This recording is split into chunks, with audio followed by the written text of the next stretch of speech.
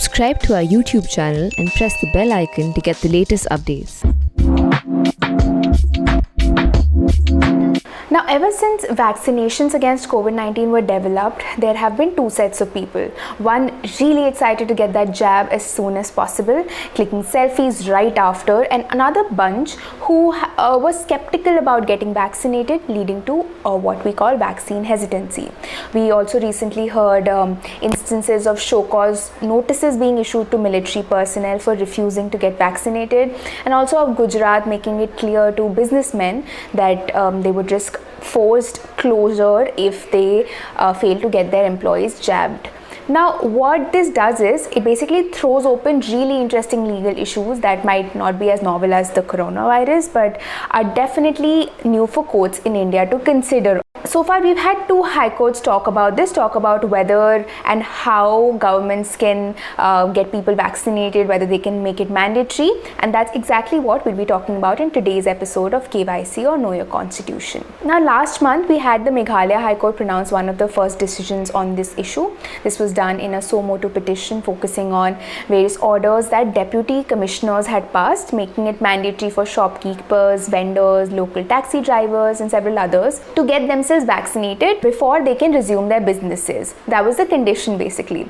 So here there was an interplay between different fundamental rights, and basically those who weren't vaccinated, their freedom to practice any profession or carry out any trade, occupation or business that is guaranteed under Article 19(1)(g) was restricted. Now, ruling on whether this can be done, whether this freedom can be restricted in such a manner, the court noted that Article 21 includes the right to health as a fundamental right, as we know. It also said that by this same analogy, the right to health care, which in turn includes vaccination, is also a fundamental right. Now, this is an interplay between two fundamental rights, as you see. But the High Court then observed that vaccination, and I quote, vaccination by force or being made mandatory by adopting coercive methods vitiates the very fundamental purpose of the welfare attached to it. The coercive methods here being that they weren't allowed to resume their businesses if they weren't vaccinated.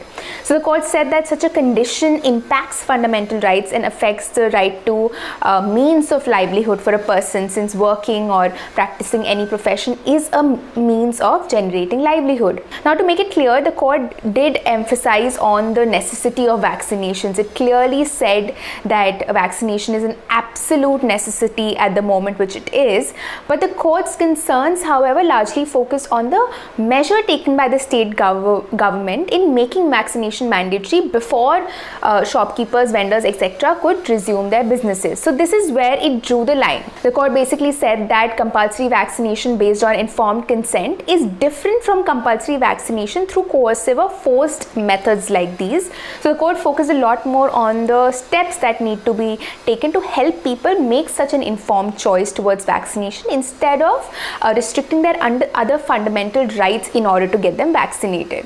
Another such judgment was pronounced last week by the Guwahati High Court. Now, in this case too, there were similar restrictions passed by the Mizoram government. This is an SOP that was challenged, which said that people in the state would not be allowed to leave their houses to get even essential items, or to work in shops or stores, or even to drive public or commercial transport till they get vaccinated. So basically it required some people to get vaccinated in order to be able to leave their houses or even earn their livelihood. So in this judgment also, the Guwahati High Court basically made a similar analysis and said that such a restriction virtually puts non-vaccinated people under house arrest, and this, it said, violates Article 21 of the Constitution, which guarantees the right to life and right to personal liberty. The court also said that such a restriction would be discriminatory and arbitrary, leading to violation of Article 14 of the Constitution, which talks about equality before law.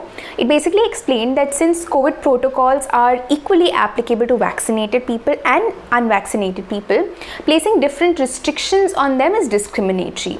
It also said that Article 14 is violated, especially considering the fact that achieving the target of vaccinating the targeted population may take many more months, in which case unvaccinated people would be deprived of their right to livelihood, as I mentioned before, which in turn violates the right to life under Article 21. Now then came the restrictions on, this was about them stepping out of home, then came the restrictions on unvaccinated people from working in shops, etc.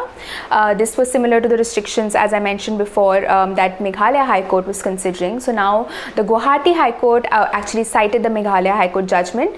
Now to be sure, this freedom under Article 19 of course isn't absolute and can be restricted by any law, among other things by any law made in the interest of general public.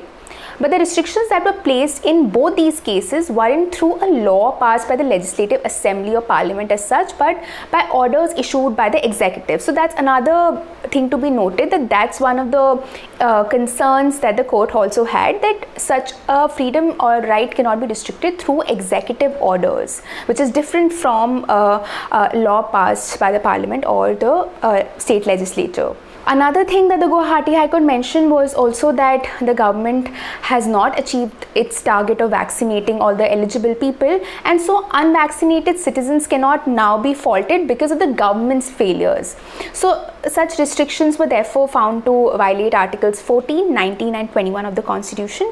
The court asserted that whatever vaccinated people are allowed to do, non-vaccinated people should also be allowed to do similar things. So here's how the situation stands as of now, as per these two judgments. Of course, we'll have to see going forward as to how other high courts take it up, whether the Supreme Court takes it up and what they say about it. But as per these two judgments, courts have of course emphasized on the importance of vaccinations and on addressing people's vaccine hesitancy in order to boost the numbers, vaccination numbers. But it has said that government cannot make vaccination compulsory through coercive methods, like saying that those who won't get vaccinated won't be able to step out of the house or won't be able to earn a living.